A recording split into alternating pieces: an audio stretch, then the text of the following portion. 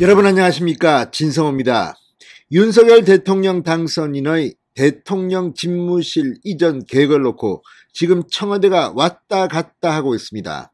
아니면 문재인 대통령이 이 목리를 부리는지, 아니면 문재인 대통령은 윤석열 당선인에게 협조하고 있는데 민주당이나 그 뒤에 누가 있어서 다시 윤석열 당선인의 행동에 제동을 걸려는 것인지, 아무튼 오늘 하루 동안 청와대가 온탕낸탕을 왔다 갔다 하고 있습니다. 이쯤 되면 윤석열 당선인도 문재인 대통령을 가만 놔둘 수 없겠습니다. 자, 방금 전 이 청와대 박수현 국민소통수석이 굉장히 놀라운 발언을 했습니다. 문재인 대통령의 발언입니다. 그런데 오늘 오전에 박수현 이 수석이 한 라디오 방송에 나와서 했던 발언과는 180도 달라진 겁니다.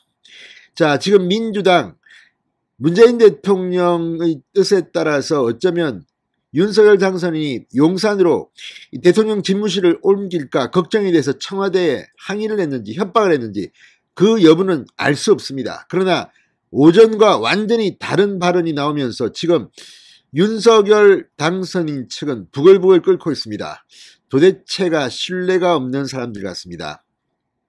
이런 식이라면 문재인 대통령과 윤석열 당선인의 회동이 어떻게 될지도 모르겠고 아마 하긴 할 겁니다. 그러면 문재인 대통령이 이 용산 대통령 집무실 이전을 이유로 또 다른 요구 조건을 내거는 것은 아닌가, 이런 생각도 듭니다. 아무튼 마지막 순간까지 문재인 대통령 실망을 주고 있습니다. 진성호의 융단 폭격 시작합니다. 문재인 대통령을 융단 폭격합니다. 방송에 앞서 아직 진성호 방송의 구독자가 아니신 분은 붉은색 구독 버튼 눌러주십시오. 더 좋은 방송으로 보답하겠습니다.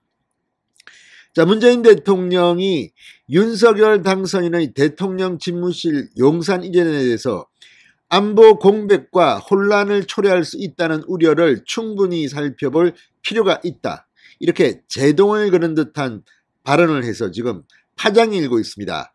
자, 문재인 대통령은 오늘 개최된 NSC 확대 장관 회의에서 새 정부 출범까지 얼마 남지 않은 촉박한 시일 안에 국방부와 합동참모본부, 대통령 집무실과 비서실 등 보좌기구, 경호처를 이전하는 계획은 무리한 면이 있어 보인다, 이렇게 말했다고 박수현 수석이 방금 전 전했습니다.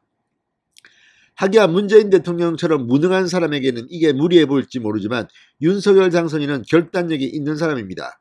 자, 자신은 하려고 했다가 못했던 사람이 이렇게 후임 대통령이 전격적으로 단행을 하자 여기에 대해서 질투심이 나는지, 아니면 이 뒤에서 고춧가루를 뿌리는 건지, 아니면 원래 문재인 대통령도 윤석열 당선인을 도우려고 했는데 민주당이나 또 뒤에 누군가가 협박을 했는지는 알 수 없습니다만 이런 문재인 대통령의 태도는 앞으로 상당히 본인에게 책임을 묻게 될 가능성이 높아 보입니다. 무엇보다 윤석열 당선인의 계획대로라면 용산으로 대통령 집무실을 옮기고 5월 10일 취임하자마자 청와대를 전면 개방할 계획입니다. 이때 그러면 문재인 대통령 관저까지 다 개방하십시오, 이렇게 화로운 데서 살았단 말이야.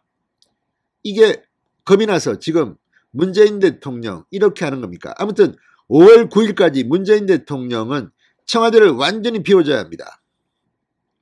자, 지금 이런 문재인 대통령의 태도를 보고 인터넷 커뮤니티 SNS 지금 난리가 났습니다. 이랬다 저랬다, 뭔가 청와대가 이상하다. 뒤에서 문재인 대통령은 대통령 실물 대통령이고 뒤에 누가 있는 게 아니야, 이런 추측까지 나올 만큼 지금 분위기가 격앙되고 있습니다. 문재인 대통령은 과거 대선 때 광화문 대통령 시대를 공략한 바 있어서 청와대를 국민들께 돌려드린다는 입장에는 공감한다면서도 한반도 안보 위기가 고조되고 있어 어느 때보다 안보 역량 결집이 필요한 정부 교체기에 준비되지 않은 국방부와 합참의 갑작스러운 이전과 위기관리센터 이전이 안보 공백과 혼란을 초래할 수 있다는 우려를 충분히 살펴볼 필요가 있다고 말했다고 합니다. 언제부터 문재인 대통령이 안보에 이렇게 관심이 많았습니까? NSC 회의에도 직접 참여한 적이 몇 번입니까? 미사일 도발을 북한이 막 해도 눈치만 보고 NSC에 직접 나오지도 않고 있었던 사람이 갑자기 왜 이렇게 변했죠? 자, 이걸 보면 문재인 대통령이 윤석열 당선인이 5월 10일 이 용산에서 집무를 시작하게 되면 자신이 바보가 될까봐 이렇게 방해를 놓는 것은 아닙니까? 자, 아무튼 문재인 대통령, 정부는 당선인 측과 인수위에 이런 우려를 전하고 필요한 협의를 충분히 거쳐 최종 입장을 결정할 것이다. 자, 이건 지금 좀 웃깁니다. 자, 윤석열 당선인 측은 당초 집무실 이전 비용 496억 원을 예비비로 충당하기로 하고 현 정부의 협조를 구한 상태입니다. 청와대 고위 관계자는 시간을 갖고 충분한 협의를 거쳐 최종 결정을 하겠다는 입장을 밝힌 만큼 예비비 상정은 어려울 것으로 본다. 그러나 언제든 협의가 잘 되면 임시국무회의를 열어 처리할 수 있기 때문에 크게 어려운 건 아니라고 생각한다. 이게 무슨 말입니까? 내일 열리는 국무회의는 예비비를 상정하지 않겠다는 뜻으로 보입니다. 그리고 뭐가 합의가 되면 임시국무회의를 언제든지 열 수 있다. 자, 지금 문재인 대통령은 윤석열 당선인과의 만남을 통해서 뭔가 민원이 엄청나게 많은 게 아닌가 이런 생각도 듭니다. 마지막까지 이렇게 정치를 합니까?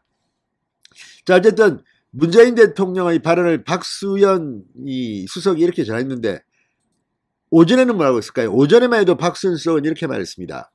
두 분이 만나 어떻게 하면 국민 곁으로 청와대가 더 가겠다고 하는 당선인의 의지를 잘 실현할 수 있을지 함께 폭넓게 말씀을 나누게 되지 않을까 생각한다.